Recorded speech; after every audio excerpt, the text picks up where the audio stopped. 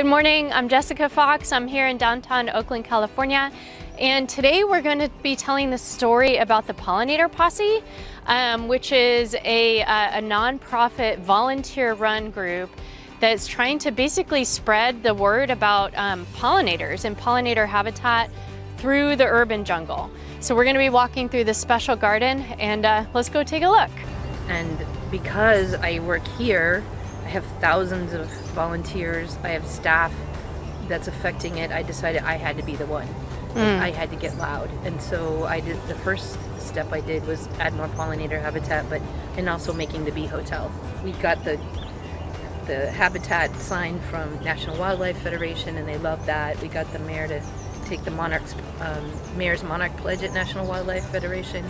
And then last year she declared May 22nd, the Pollinator Posse Day in Oakland, and did it here. Darrell, you have a little bit of backstory around sort of how you kind of came to the garden, and what's a little bit of your story? Oh wow, where do I start? Just being born and raised in Oakland, California, it's a different scene. So like when you're born here, it's just like you're exposed to different things. Let's just put it like that. So, back in 2010, I came here as a part-timer after losing two brothers. So it's just like, I was just like foggy, like I was just looking at life different at the time. I got called to the back of this garden one day at work by my supervisor, Victoria Rocha. And she's just like, I want to show you something. I didn't know what she wanted to show me at the time. So I came back here and she's just like, she put this bug on me. At the time, it's just a bug. So I didn't know what it was. I wasn't into it. So I'm just freaking out. I'm just like, oh my God, what is this? And she's laughing, so I'm just like, what's going on? She's like, it's just a caterpillar. So it's just a big hairy little thing. So turns out it was a monarch butterfly. You probably think I'm, pulling your chain, but I was kind of scared of bugs. Like seriously, Wait. You were scared of bugs? Yes. Look. He's a foot. How did you lost two brothers? Yes. How'd you lose your brothers? Gun violence. Okay. Yeah, gun violence. Just, it's like it's normal growing up, like people normalize the wrong things. Like this should be normalized, like nature should be normalized, like just understanding like how we get oxygen. And going down the line, like to seeing what pollinates the trees and what pollinates the fruit. We're not taught things like that where I grew up at. So, when I ran into this lady, we call her name is Victoria, but we call her Tora. So she doesn't mind. So when I ran into her, it was just like, I need this.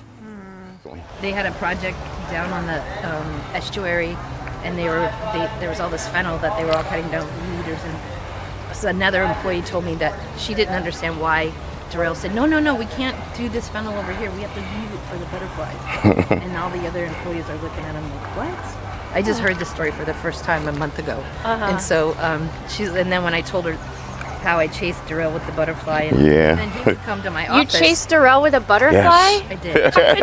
Because he wouldn't do it. I'm like, come here, let's release a butterfly. He's like, no, I'm afraid. And and I was like, dude, you're 6'5". And she's just back here laughing, and I'm just like, what's the joke?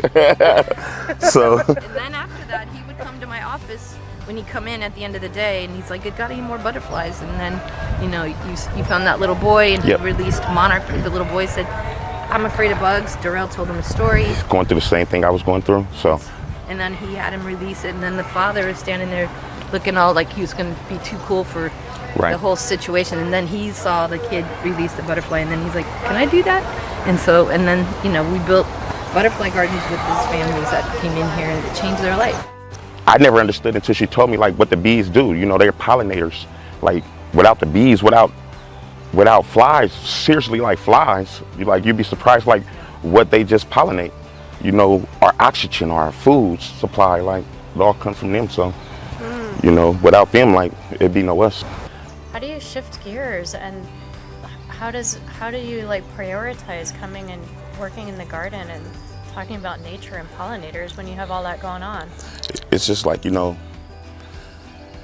it's a whirlwind. It's hard, because then I got my mom and like her only son left. So it's like, you got to balance all these things.